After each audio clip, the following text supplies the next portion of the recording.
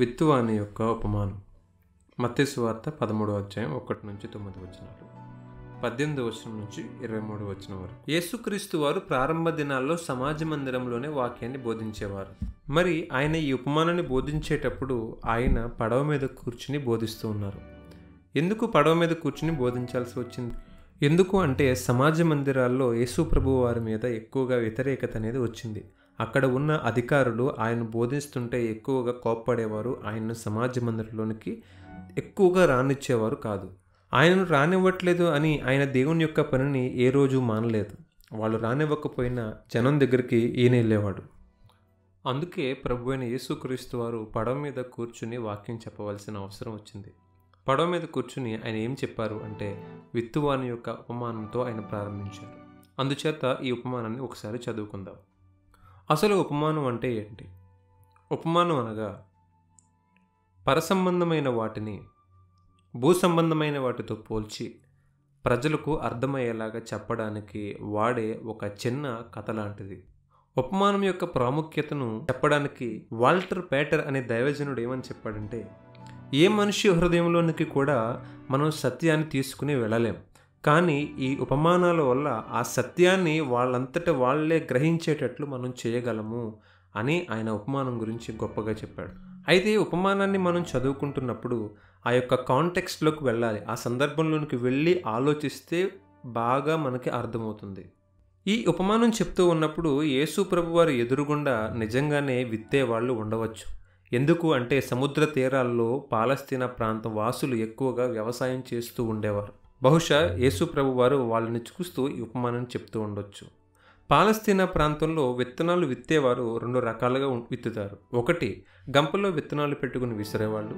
2 గాడిద మీద సంచి నిండా విత్తనాలు పెట్టి సంచికి ఒక చిన్న చిల్లు పెట్టి ఆ చిల్లులోంచి విత్తనాలు పడేటట్లు పెట్టి ఆ గాడిదని పొలాల్లో వదిలేవారు. ఈ ఉపమానం 2 రకాలుగా పనిచేస్తుంది. 1 వినే విశ్వాసులకు ఉపయోగపడుతుంది, అలాగే బోధించే దైవజనులకు కూడా బోధపడుతుంది. ఏ రీతిగా అనేది ఒకసారి ఆలోచన చేద్దాం. మనం ఎంత గొప్ప వాక్యం చెప్పినా, ఎంత గొప్ప విషయాలు చెప్పినా వినేవారికి శ్రద్ధ లేకపోతే, వినేవారు సరిగా లేకపోతే అది వృధా అవుతుంది, అది ఫలించదు. ఉదాహరణకి ప్రపంచంలోనే ఒక ఫేమస్ కమెడియన్ని తీసుకొచ్చి ఆ కమెడియన్తో ఒక మంచి జోకు వేయించారనుకోండి, వినేవాడు సరిగా వినలేదనుకోండి, అతను నవ్వలేడు. కారణం ఏంటంటే అతను వినడంలో లోపం ఉంది, ఆ జోక్లో లోపం లేదు. అలాగే వాక్యంలో లోపం ఉండదు, వినేవాని హృదయంలో లోపం ఉంటుంది. అయితే ఈ వినేవారిలో 4 రకాలుగా ఉంటారంట. ఈ 4 రకాల్లో మనం ఏ రకాల్లో ఉన్నామో, ఏ విధంగా ఉన్నామో ఈ ఉపమానాన్ని విని ఉపమానం అయిపోయేలోపు మనం అర్థం చేసుకోవచ్చు. ఈ ఉపమానంలో విత్తనం అనేది కామన్, అనగా దేవుని మాట కామన్. అయితే ఈ విత్తనం 4 చోట్ల పడిందంట. అందులో మొదటిది త్రోవ పక్కన పడిందంట. త్రోవ పక్కన ఉన్నవాళ్ళు ఎలా ఉంటారు? త్రోవ పక్కన పడడం అంటే ఏంటి? త్రోవ పక్కన నేల గట్టిగా ఉంటుంది. అక్కడ మనం ఎంత మెత్తని వస్తువు వేసినా సరే జనాలు తొక్కేస్తూ ఉంటారు కనుక అది ఫలించదు, అది నికరంగా ఉండదు. కారణం ఏంటంటే ఏ ఒక్క విత్తనం పడినా కూడా ఇంకొకరు వచ్చి తొక్కేస్తూ ఉంటారు. అయ్యో విత్తనం విలువైంది పడింది కదా దాన్ని లెక్క చేసేవాళ్ళు ఉండరు. మరి త్రోవ పక్కన ఉన్న నేల ఎలా ఉంటుంది? అందరూ తొక్కేస్తారు కనుక గట్టిగా ఉంటుంది. ఏది వేసినా సరే ఫలితం ఉండదు. సాధారణంగా మనం మన ఇంట్లో వేస్ట్ ఏదైనా ఉంటే త్రోవ పక్కన పాడేస్తూ ఉంటాం. కారణం ఏంటంటే అక్కడ పనికిరాందంతా అక్కడే ఉంటుంది కనుక త్రోవ పక్కన ఉన్న వాళ్ళకి ఏది వేసినా సరే పనికి రాకుండా పోతుంది. ఈ త్రోవ పక్కన ఉండేవాళ్ళు ఎలా ఉంటారయ్యా అంటే వాళ్ళు దేవుని మాటను వింటున్నారంట, కానీ గ్రహించడం లేదంట, గ్రహించడానికి ఇష్టపడట్లేదంట. ఎందుకు గ్రహించడానికి ఇష్టపడట్లేదు అంటే వాళ్ళు ఒకవేళ వాక్యాన్ని విని గ్రహిస్తే గనుక ఖచ్చితంగా విన్న వాక్యాన్ని పాటించాల్సి వస్తుంది. వాక్యాన్ని పాటించడం మొదలు పెడితే వాళ్ళకి ఉన్నటువంటి అలవాట్లను విడిచిపెట్టాల్సి వస్తుంది. వాళ్ళకి ఉన్నటువంటి అనైతిక అలవాట్లను విడిచిపెట్టేస్తే వాళ్ళకు ఉన్నటువంటి స్వనిర్ణయాన్ని వాళ్ళు తప్పుపట్టాల్సి వస్తుంది. అందుచేత వాళ్ళకున్న విషయాలను ఏమీ కూడా వాళ్ళు కాంప్రమైజ్ అవ్వడానికి ఇష్టపడరు. అందుచేత వాక్యాన్ని విని దాన్ని గ్రహించడానికి అస్సలే ఇష్టపడరు. ఇలాంటి వారి దగ్గర ఎంత విలువైన వాక్యం చెప్పినా వాళ్ళు ఫలించడానికి వాళ్ళ యొక్క స్వనిర్ణయానికి ఎక్కువ వాల్యూ ఇస్తూ ఉంటారు. నెక్స్ట్, రాతి నేల పడిన విత్తనం మంచిదే, కానీ విత్తనాన్ని వేసినటువంటి నేల మంచిది కాదు. వాక్యం మంచిదే, కానీ వాక్యం విన్నటువంటి మనుషుల యొక్క హృదయంలో లోపం ఉంది. వీళ్ళు ఎలాంటి వాళ్ళు అంటే వాక్యాన్ని వింటారు, గ్రహిస్తారు, కానీ కొన్ని రోజులకే దాన్ని మర్చిపోయి పక్కన పెట్టేస్తారు. విత్తనం పడింది, మొలిచింది, కానీ వేరు లేక నశించిపోయింది. వీళ్ళు ఎలాంటి వాళ్ళో తెలుసా? ప్రతిరోజు కూడా కొత్తదనాన్ని కోరుకుంటారు. దైవజనుడు ఎంత చక్కని వాక్యం చెప్పినా సరే కొత్తదనం కావాలంటారు, కొత్తగా చెప్పమంటారు. కొత్త వాక్యాలు కోరుకునేది ఏదో నేర్చేసుకుని పాటించేద్దామని కాదు. అప్పటి వరకు విన్న వాక్యాలు ఏవి కూడా వీళ్ళు పాటించరు. కానీ ఏదో కొత్తగా వినాలి, కొత్తగా కనిపించాలి, కొత్త ఫ్యాషన్ని ఫాలో అవ్వాలి, ట్రెండ్ ఫాలో అవ్వాలి. మనం ఆ రోజు ఏది ఉందో దాంతో వెళ్ళిపోవాలి తప్ప గడిచిన దాన్ని మనం ఇది చేయకూడదు, గడిచిన దాన్ని మనం ఫాలో అవ్వకూడదు, పోయిన వారం చెప్పిన దాన్ని ఫాలో అవ్వకూడదు. ఈ వారం ఏం చెప్తారో అదే మనసులో పెట్టుకుంటారు. అంటే ఎప్పుడూ కూడా కొత్తదనానికి అలవాటు పడిపోయారన్నమాట. ఇదే పోలిక ఎథెన్స్ వరకు ఉండేది. ఎథెన్స్ వారు కూడా ఎప్పుడు కొత్తవి వినడానికి ఆలోచించేవారు తప్ప విన్నదాన్ని గ్రహించేవారు కానీ దాన్ని ఫాలో అయ్యేవారు కాదు. విన్నప్పుడు ఎమోషన్ బాగానే ఉంటుంది, చాలా హ్యాపీగా, చాలా ఆనందంగా, చాలా వినసొంపుగా ఉంటుంది. వాక్యం వింటారు, గ్రహిస్తారు, నేను ఇలాగే ఉండాలి, ఇలాగే చేయాలి అనుకుంటారు.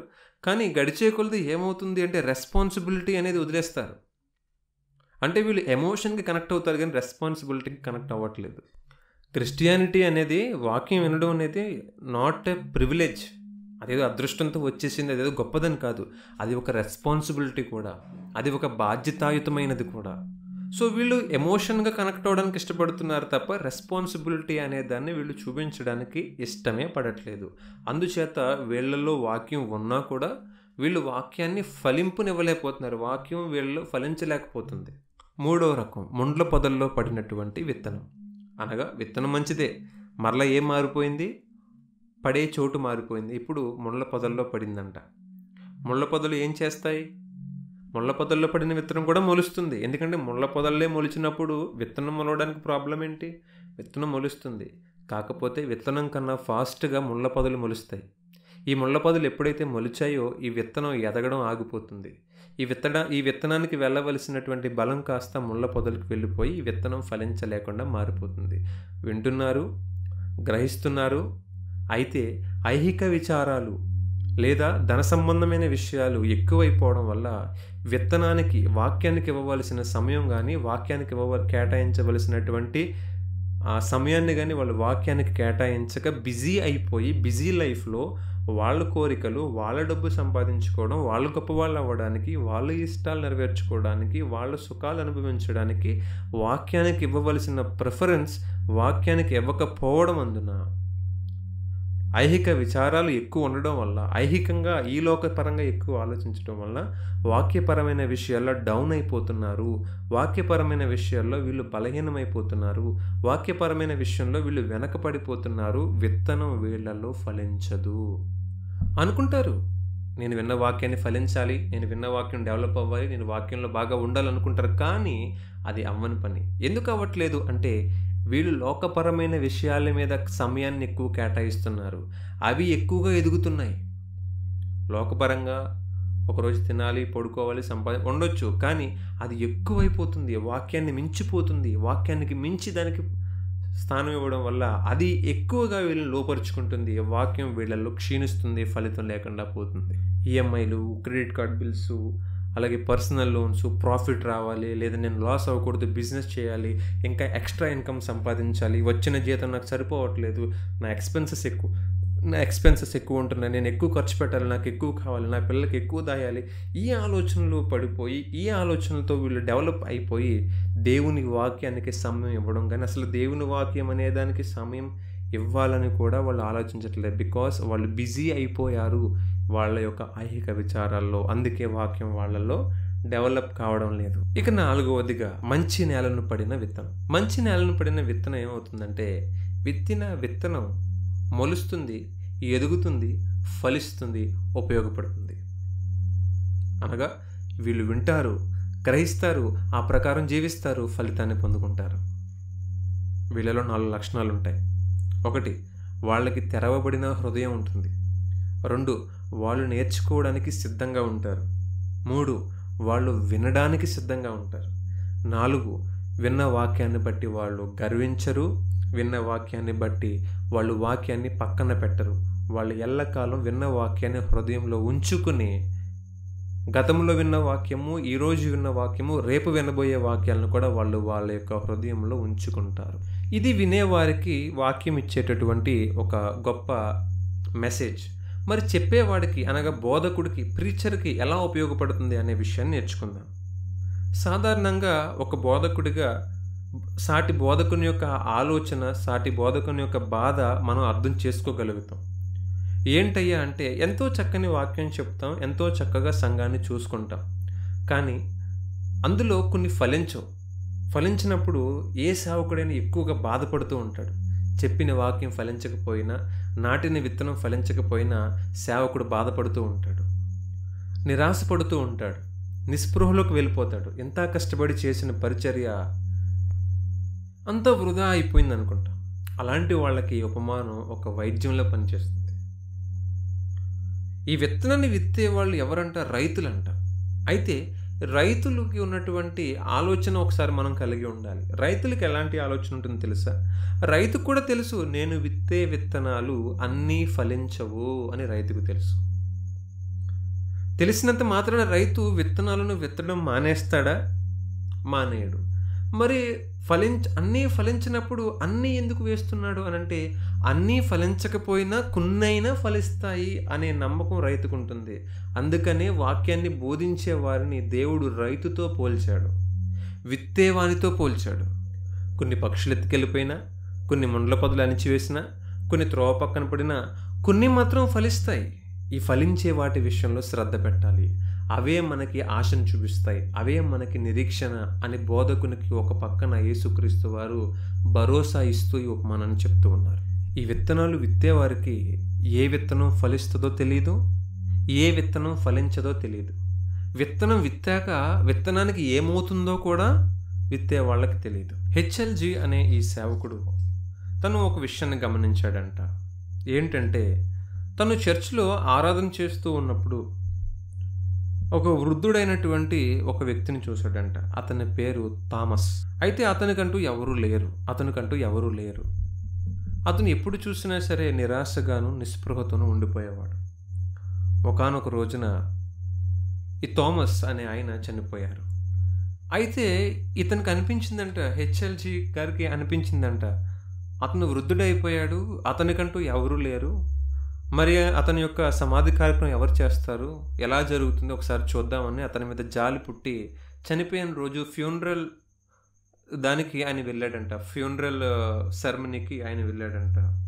వెళ్ళినప్పుడు అక్కడ చూస్తే ఫ్యూనరల్ జరుగుతున్న ప్లేస్కి వెళ్ళి సిమెట్రీకి వెళ్ళాడు. అంటే గ్రేవ్యార్డ్, లైక్ ఏం చెప్పాలి దాన్ని, శ్మశాన భూమి అంటారు కదా, ఆ ప్రాంతానికి వెళ్ళాడు. వెళ్ళి చూస్తే అక్కడ ఒక ఆర్మీ పర్సన్ ఉన్నాడంట. ఆర్మీ పర్సన్ ఆ వ్యక్తికి అన్ని విధాల సౌకర్యాలతో ఆ యొక్క ఫ్యూనరల్ సర్వీస్ని కండక్ట్ చేస్తున్నాడు. అయితే ఇతను హెచ్ఎల్జీ గారు వెళ్ళి అడిగారంట, ఆశ్చర్యపోతున్నాడంట, మీరెవరు, ఎందుకు వచ్చారు, ఏం చేస్తున్నారు, ఏమవుతారు మీకు అని అడుగుతుంటే అతను చెప్పాడంట, నేను ఆర్మీలో చేస్తాను. నాకు ఈ థామస్ అనే ఈయన చిన్నప్పుడు నాకు సండే స్కూల్లో వాకింగ్ చెప్పేవాడు. ఈయన నేను ఎలా అయ్యానో, ఈరోజు ఏ పొజిషన్లో ఉన్నా ఆయనకి ఇప్పటికీ తెలియదు. కానీ ఒకనాడు ఆయన నాటిన విత్తనం ఈరోజు ఫలించింది. ఈరోజు అతనికి ఈ రీతిగా ఉపయోగపడింది, నేను ఈరోజు ఈ రీతిగా ఆయనకు ఉపయోగపడ్డాను అని అతను ఈ హెచ్ఎల్జీ గారికి చెప్పారంట. అంటే విత్తనం వెంటనే ఫలం ఇవ్వదు, ఓపిక ఉండాలి. మనం నాటిన విత్తనం ఏమవుతుందో మనకు తెలియదు.